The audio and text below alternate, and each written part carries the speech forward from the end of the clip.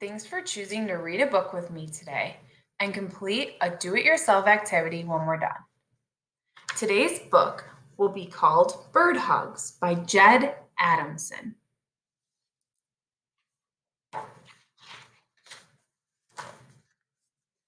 Bernard wasn't like other birds. When he was a baby, he didn't know he was different. Life was simple and fun. Look, Orla, I'm a bat. Woo! Then Bernard's friends began to fly. No matter how many times he tried, it was something he couldn't seem to do himself. One by one, the other birds left in search of new places. I'll learn to fly soon, won't I? Said Bernard. Of course you will, said Orla. But then, the next day, she was gone too. Bernard was all alone. Maybe he just needed a little help. That's right, Lawrence, said Bernard. Keep pecking. Snap, twang.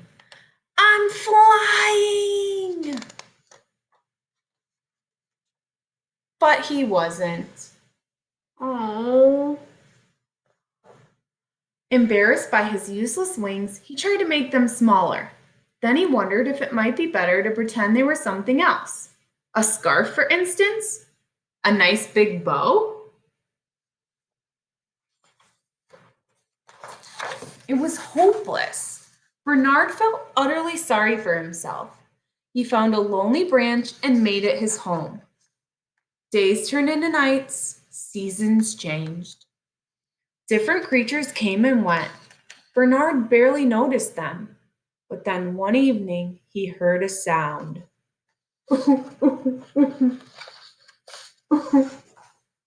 It was coming from someone even more dejected than Bernard. I feel very sad, and I'm not sure why, wailed the orangutan. Bernard jumped up and with his long wings gave the orangutan a big hug.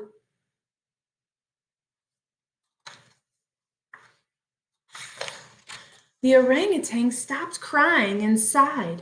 After a while, he stood up and stretched.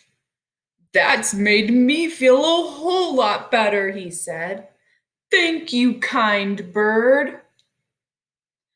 Back at his branch, Bernard thought that maybe his wings were good for something after all. For the first time in a long while, he slept soundly and woke refreshed, which was just as well. We want hugs.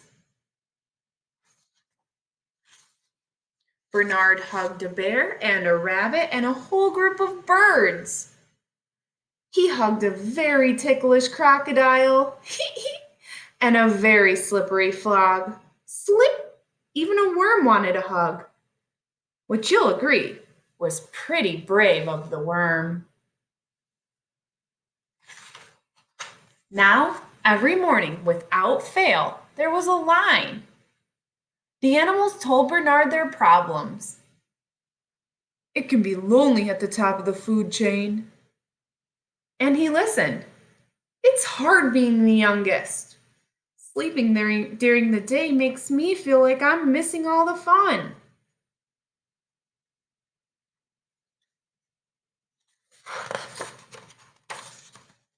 Bernard didn't feel sorry for himself anymore, and all the hugging had made his wings feel strong.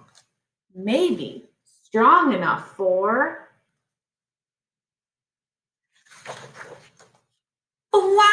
flying. This was a whoa crash. There's more to life than flying, I suppose, said Bernard.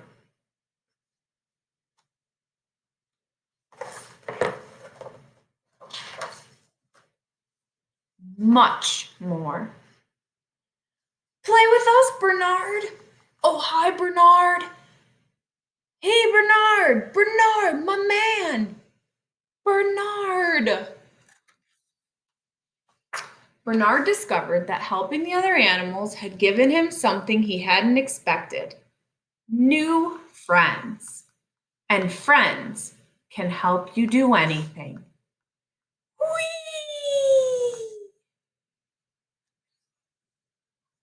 Such a fun story. I thought today we could send a hug to someone maybe we haven't seen in a while. I'm going to show you how to make a card to send a hug to someone else. Now, you might decide to send this hug to someone who lives in your house, and that's fine too.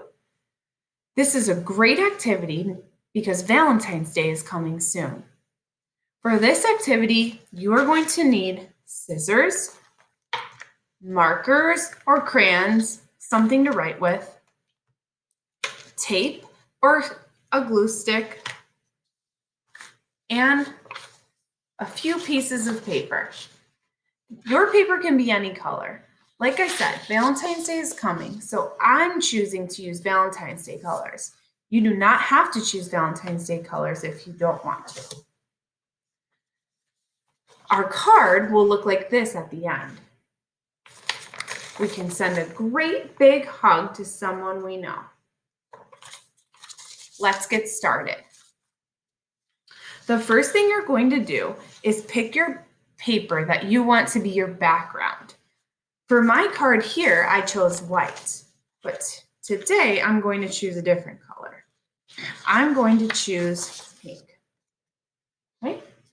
You're going to fold your card just like this. Take your paper, take both sides and fold to the middle. This will make the middle part bigger than the sides. Crease down your sides and open your card back up. Next, you're going to pick out the color you'd like your heart. I'm going to pick purple. When we make our heart, we're going to fold our paper in half like this. You don't have to crease it too much. We're going to take our scissors and we're going to go to the end of our crease. And we're going to cut a half a heart shape.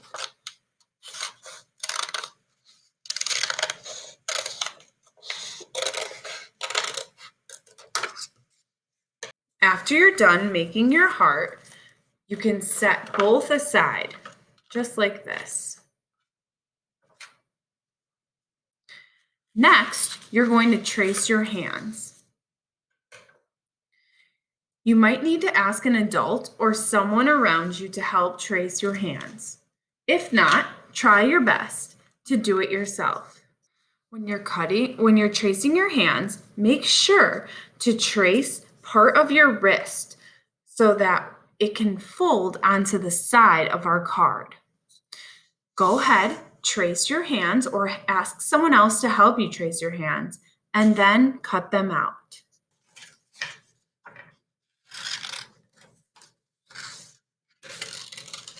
After you're done cutting out your hands, it's time to put our card together. We'll start by gluing or taping our heart into the middle of our card.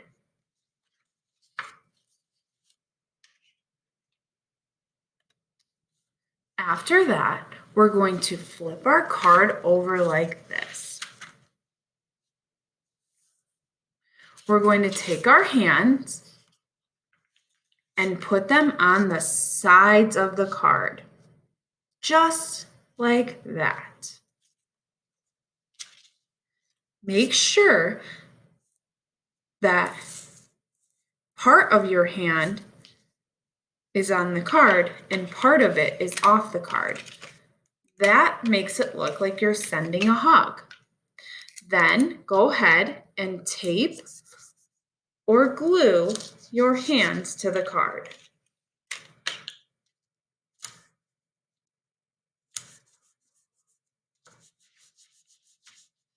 After that, you'll flip your card back over.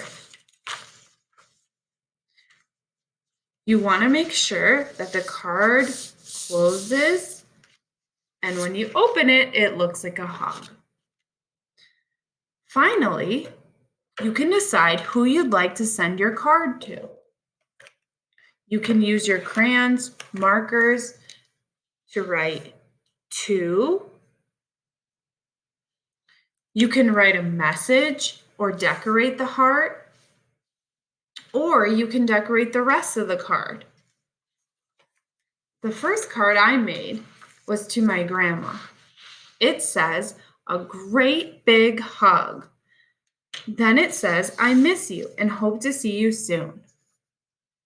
The great thing about this card is you can make it your own. I hope you have fun sending a big hug to someone else, just like Bernard learned in Bird Hugs. I can't wait to see your cards. Make sure to post them on the Padlet to share your great work. Have an awesome day.